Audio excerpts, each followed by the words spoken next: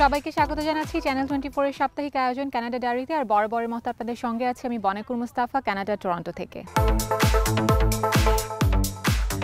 নতুন পুরাতনের সমন্বয়ে যাত্রা শুরু হলো নবনিযুক্ত প্রধানমন্ত্রী মার্ক কার্নির মন্ত্রিসভার।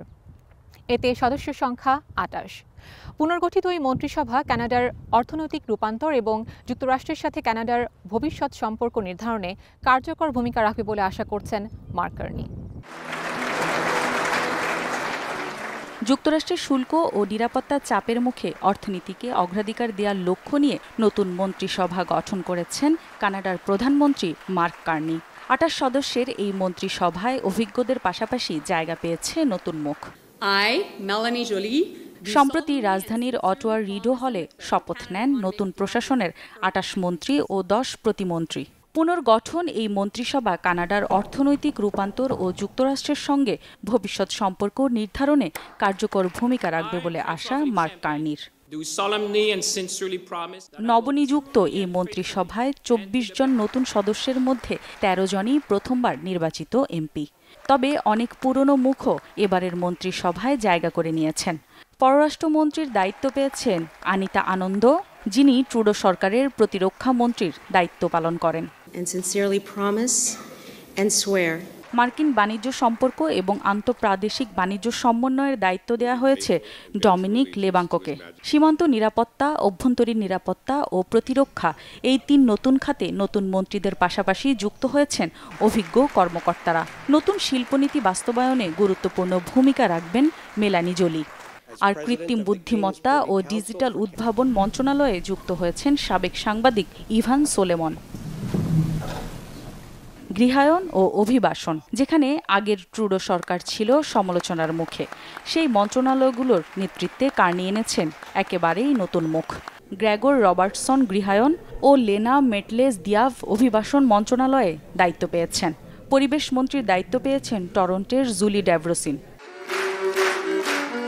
প্রধানমন্ত্রী কার্নি বলেন, যুক্তরাষ্ট্রের সাথে অর্থনৈতিক ও নিরাপত্তা সম্পর্ক জোরদার করা এবং শক্তিশালী অর্থনীতি গড়ে তোলাই এই মন্ত্রিসভার অন্যতম লক্ষ্য। একই সাথে জীবনযাত্রার মূল্য কমানোর ব্যাপারেও জোর দেবেন সদস্যরা। কানাডার নতুন প্রধানমন্ত্রী মার্ক কার্নি তার প্রথম ক্যাবিনেট বৈঠকে কানাডার মধ্যবিত্ত শ্রেণীর জীবনযাত্রার ব্যয় কমাতে এবং কর ছাড়ের প্রতিশ্রুতি দিয়েছেন। এই পদক্ষেপের ফলে ২২ মিলিয়ন কানাডিয়ান নাগরিক উপকৃত হবেন। প্রধানমন্ত্রী মার্ক কার্নি ঘোষণা করেছেন, সরকার ১ জুলাই ২০২৫ থেকে নিম্ন আয়ের কর হার ১৫% থেকে কমিয়ে ১৪% করবে, যা ২ জন কর্মজীবী সদস্যের পরিবারকে বছরে সর্বোচ্চ ৮২৫ কানাডিয়ান ডলার সঞ্চয় করতে সহায়তা করবে। এই কর ছাড়ের পাশাপাশি কার্নি সরকার আরও কয়েকটি গুরুত্বপূর্ণ পদক্ষেপ নিয়েছেন। তার মধ্যে উল্লেখযোগ্য হল ভোক্তা কার্বন ট্যাক্স বাতিল, যা গ্যাস এবং জ্বালানির খরচ কমাবে। ফার্স্ট হোম বায়ারদের জন্য $১ মিলিয়ন কম মূল্যের বাড়িতে জিএসটি মওকুফ করা হয়েছে, যা বাড়ি কেনার খরচ কমাবে। ১৮ থেকে ৬৪ বছর বয়সী নাগরিকদের জন্য ডেন্টাল কেয়ার সম্প্রসারণ করা হয়েছে, যা প্রায় ৪.৫ মিলিয়ন কানাডিয়ানকে উপকৃত করবে। কার্নি তার ভাষণে বলেন, আমরা আমাদের অর্থনৈতিক ভবিষ্যৎ নিয়ন্ত্রণ করতে পারি এমন একটি পরিকল্পনার মাধ্যমে, যা একটি শক্তিশালী কানাডা গড়ে তুলবে। দর্শক, কানাডার নতুন মন্ত্রিসভা সম্পর্কে আরও বিস্তারিত জানবো সাংবাদিক স্বাগত আলী সাগরের কাছে। ধন্যবাদ বনাঙ্কুর। আপনি কানাডার নতুন মন্ত্রিসভার খবর দিয়েছেন। হ্যাঁ, কানাডার নতুন মন্ত্রিসভা ইতিমধ্যে কাজ শুরু করেছে। আপনি নিশ্চয়ই খেয়াল করে থাকবেন যে এবারের যে মন্ত্রিসভাটি গঠিত হয়েছে সেখানে অধিকাংশই নতুন মুখ নেওয়া হয়েছে। মানে জাস্টিন ট্রুডোর ক্যাবিনেটে যারা ছিলেন তাদের প্রায় সবাই বাদ পড়েছেন। তার মধ্য থেকে কয়েকজনকে রাখা হয়েছে। তাদের রাখার ক্ষেত্রে যেটি মূলত বিবেচনা করা হয়েছে, মার্কিন প্রশাসন, ডোনাল্ড ট্রাম্প, ট্যারিফ যুদ্ধ, অর্থনীতি, এইসব ক্ষেত্রে যাদের এক্সপার্টাইজ কানাডিয়ান সরকার কাজে লাগাতে পারবে তেমন বাছা বাছা কয়েকজনকে মার্ক কার্নির মন্ত্রিসভায় রাখা হয়েছে। এছাড়া বাদবাকি সবাই প্রায় ২৪ জনই নতুন মুখ অন্তর্ভুক্ত হয়েছেন এবারের মন্ত্রিসভায়। ক্যাবিনেট প্রথম যে বৈঠকটি করেছে সেই বৈঠকে কতগুলো গুরুত্বপূর্ণ সিদ্ধান্ত নিয়েছে, কারণ এই ক্যাবিনেটের সামনে প্রধান যে দুটি চ্যালেঞ্জ বা তারা যে দুটিকে প্রধান চ্যালেঞ্জ হিসেবে বিবেচনা করছে বা অগ্রাধিকার হিসেবে বিবেচনা করছে, তার একটি হচ্ছে ডোনাল্ড ট্রাম্পের ট্যারিফ আগ্রাসনের মোকাবেলা করা এবং একই সঙ্গে কানাডার অর্থনীতিকে স্থিতিশীল রেখে সামনের দিকে এগিয়ে নিয়ে যাওয়া।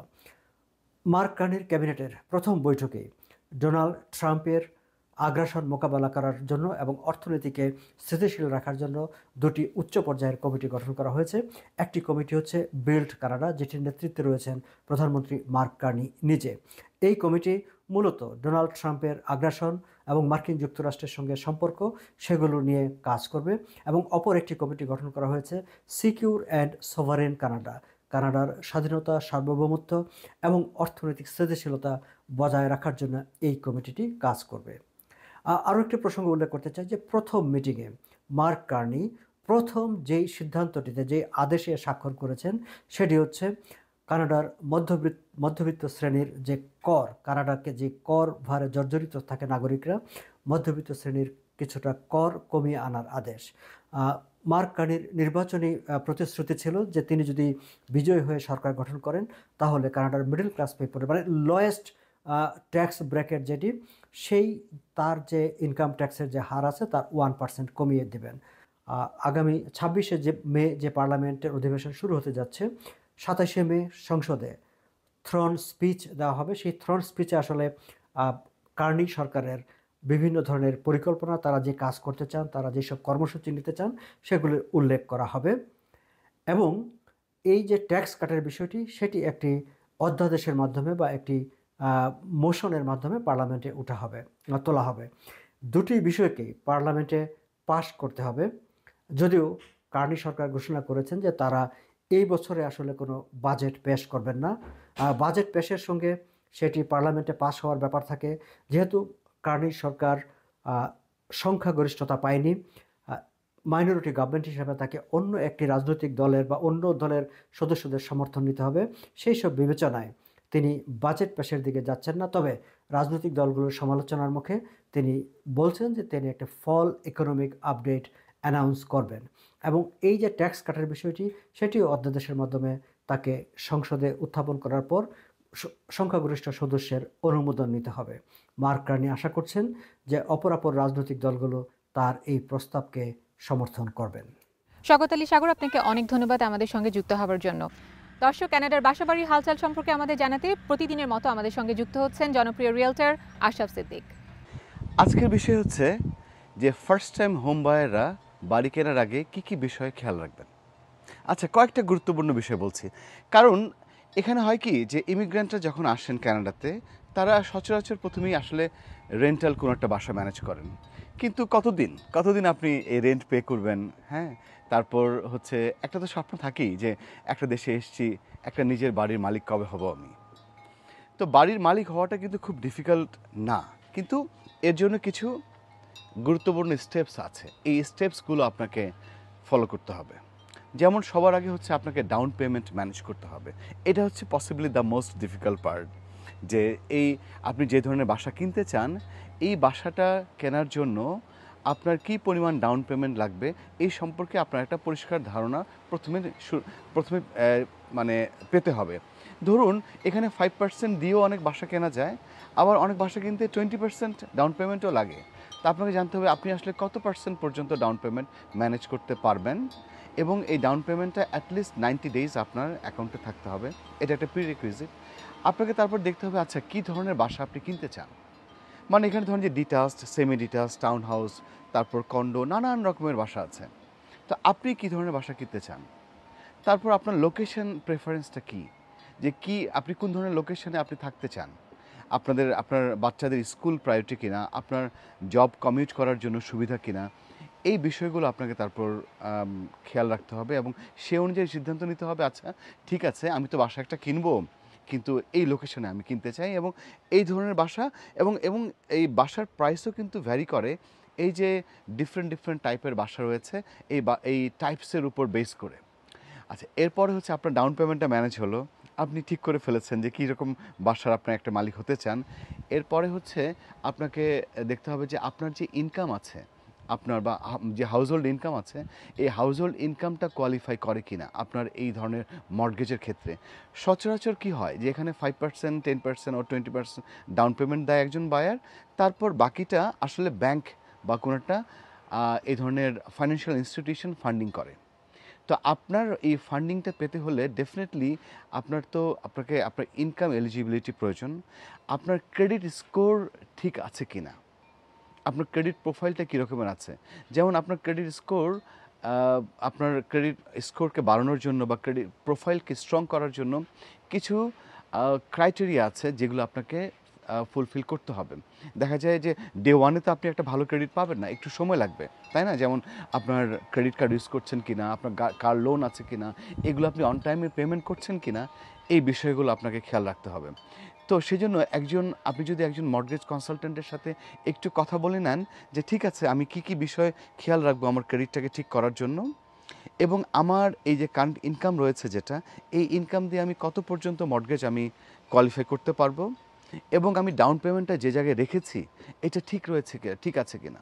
যেমন ধরুন আপনি ডাউন পেমেন্টের সাথে সাথে কিছু ট্যাক্স বেনিফিটও আপনি এখানে পেতে পারেন, যেটা হচ্ছে আপনি যদি টাকাটা আরআরএসপিতে রাখেন এবং সেখান থেকে আপনি ফার্স্ট টাইম হোম বায়ার্সরা যেই টাকাটা আরআরএসপি থেকে নিতে পারে, ডাউন পেমেন্ট হিসেবে ইউজ করতে পারে, সেই বেনিফিটটা নেন, তাহলে কিন্তু আপনি দুই দিক থেকে সুবিধা পাচ্ছেন।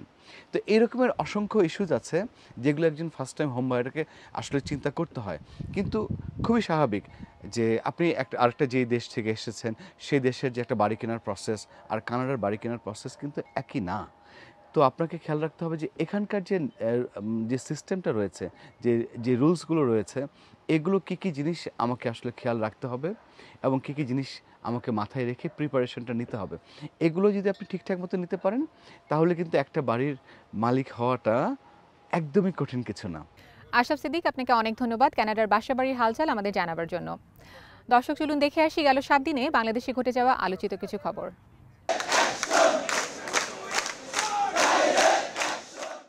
সাম্প্রতিক বাংলাদেশের 8-10টা সপ্তাহের মতোই আন্দোলন সংগ্রামে কাটে গেল সপ্তাহটিও। এবারে দাবি নিয়ে মাঠে নামে জগন্নাথ বিশ্ববিদ্যালয়ের শিক্ষার্থীরা। পুলিশের প্রতিরোধ, টিয়ারশেল, জলকামান পিছু হটাতে পারেনি 3 দফা দাবিতে আন্দোলনকারী জগন্নাথ বিশ্ববিদ্যালয়ের শিক্ষক-শিক্ষার্থীদের। প্রধান উপদেষ্টার বাসভবন যমুনায়ও যায় জবির প্রতিনিধি দল। বৈঠক শেষে রাতে শিক্ষার্থীদের সাথে কথা বলতে এলে বোতল ছোড়া হয় মাহফুজের মাথায়। পরে গণমাধ্যমে জানান জবির যৌক্তিক দাবির সাথে একমত সরকার, তবে বাস্তবায়নে সময় লাগবে। আর বোতল ছোড়ার ঘটনায় একটি নির্দিষ্ট গোষ্ঠী জড়িত বলেও উল্লেখ করেন তিনি। এ সময় কথায় কথায় যমুনামুখী হতেও নিরুৎসাহিত করেন তথ্য উপদেষ্টা। হুঁশিয়ারি দেন কঠোর ব্যবস্থা নেওয়ার। চল যাই, যমুনায় যাই, এই রাজনীতি, এই মুভমেন্ট আমরা আর হতে দিব না। রাত 12টার দিকে জবির শিক্ষক-শিক্ষার্থীরা ব্রিফ করেন। মাহফুজের বক্তব্য অস্পষ্ট উল্লেখ করে দাবি আদায় না হওয়া পর্যন্ত যমুনার সামনে অবস্থানে অনড় থাকার ঘোষণা দেন আন্দোলনকারীরা। দুপুরে আন্দোলনকারীদের উপর হামলায় জড়িতদের বিচার দাবি করেন তারা। আমরা কোনোভাবে এই জায়গা ছেড়ে যাব না। চলতি সপ্তাহে মাঠে ছিল ঢাকা বিশ্ববিদ্যালয়ের শিক্ষার্থীও। ঢাবি শিক্ষার্থী শাহরিয়ার আলম সাম্য হত্যার প্রতিবাদে উত্তাল রূপ নেয় ক্যাম্পাস। বিভিন্ন হল থেকে মিছিল জড়ো হয় রাজু ভাস্কর্যের কাছে। দফা 1, দাবি 1, ভিসির পদত্যাগ, আমার ভাইয়ের লাশ পড়ে, প্রশাসন কি করে, এমন স্লোগানে মিছিল মধুর ক্যান্টিন কলাভবন হয়ে উপাচার্যের বাসভবনের সামনে জড়ো হয়ে বিক্ষোভ করে শিক্ষার্থীরা। অভিযোগ করেন বর্তমান বিশ্ববিদ্যালয়ের প্রশাসন শিক্ষার্থীদের নিরাপত্তা দিতে চরমভাবে ব্যর্থ। গতকালকে যে আমাদের ছোট ভাই যে সাম্য খুন হয়েছে, আমরা এর দৃষ্টান্ত বিচার চাই এবং আমরা চাই যে প্রতিটা মানুষ যেন নিরাপদে ক্যাম্পাসে ঘুরতে পারে, সেই প্রত্যাশা আমরা করি। ছাত্রদল নেতা শাহরিয়ার আলম সাম্য নিহত হওয়ার ঘটনায় বিশ্ববিদ্যালয়ের উপাচার্য, প্রক্টর ও অন্তর্বর্তী সরকারের স্বরাষ্ট্র উপদেষ্টার পদত্যাগ দাবি করেন সংগঠনের নেতারা। এই অন্তর্বর্তীকালীন সরকারও আইন শৃঙ্খলা রক্ষা করতে চরমভাবে ব্যর্থ হয়েছে। সেজন্য আমরা এই অন্তর্বর্তীকালীন সরকারের স্বরাষ্ট্র উপদেষ্টারও পদত্যাগ দাবি করছি। এদিকে ঢাকা মহানগর পুলিশের মুখপাত্র জানান, এরই মধ্যে 3 জনকে গ্রেফতার করা হয়েছে। দ্রুত তদন্ত শেষে হত্যার রহস্য উদ্ঘাটন করা সম্ভব হবে। ডিসি রমনার নেতৃত্বে যারা সন্দিগ্ধ তাদের অভিযানের জন্য এখানে রাজধানীর একটা বেসরকারি হাসপাতাল সহ শেরেবাংলানগর এলাকায় অভিযান পরিচালনা করে ঘটনার সাথে প্রত্যক্ষভাবে জড়িত 3 জনকে ইতিমধ্যে গ্রেফতার করা হয়েছে। গেল সপ্তাহে দেশের মানুষের ভোগান্তির কারণ ছিল গ্রীষ্মের তীব্র গরম। ঢাকা, রাজশাহী, খুলনা ও বরিশাল বিভাগের ওপর দিয়ে বয়ে যাচ্ছে তাপপ্রবাহ। এসব বিভাগের জেলাগুলো ছাড়াও অন্য জেলার মানুষেরও তেতে ওঠা প্রকৃতিতে হাঁসফাঁস দশা। গরমে এখন আমাদের অবস্থা খুবই খারাপ। যশোরের তাপমাত্রা অত্যন্ত বেশি, আমরা গরমে বাইরে বেরোতে পারছি না। গাড়ি চালানো যাচ্ছে না, আধা ঘন্টা 1 ঘন্টা গাড়ি চালায় ছায়া যায় দাঁড়াতে হচ্ছে। গরমে অবস্থা খুবই কাহিল, কাজ কাম সব বন্ধ করে দিতে হচ্ছে, এত পরিমাণ গরম। রোদ গরমে বেরোনো যাচ্ছে না, ভাড়া বিক্রি হচ্ছে না, আমাদের সংসারও চলছে না। আবহাওয়া অফিসের পূর্বাভাস, সামনের সপ্তাহ নাগাদ বৃষ্টিপাতের মাধ্যমে চলমান তাপপ্রবাহ কমে আসতে পারে। এটা তাপমাত্রা হয়তো 1 থেকে 3 ডিগ্রি সেলসিয়াস কমে গিয়ে সেটা মানুষের একটা যে এখন যে দুর্ভোগের অবস্থা আছে সেখান থেকে সহনীয় পর্যায়ে নেমে আসার সম্ভাবনা রয়েছে। আগামী 20 মে পর্যন্ত এটা বৃষ্টিপাতটা চলতে থাকবে। এই আবহাওয়াবিদ আরও জানান, বঙ্গোপসাগরে বর্তমানে কোনো লঘুচাপ নেই, তবে এ মাসের শেষ ভাগে সাগরে লঘুচাপ তৈরি হয়ে ঘূর্ণিঝড়ের শঙ্কা আছে। দর্শক, কানাডা ডায়েরির আজকের আয়োজনে ছিল এতটুকুই। দেখা হবে আবারও সামনের সপ্তাহে একই সময়ে চ্যানেল 24-এর পর্দায়। সে পর্যন্ত সবাই ভালো থাকবেন। আর কানাডা ডায়েরি সম্পর্কে আপনাদের যে কোনো মতামত জানাতে আমাদের সঙ্গে সরাসরি যোগাযোগ করতে পারবেন canadadiary@channel24bd.tv এই ঠিকানায়। ধন্যবাদ সবাইকে।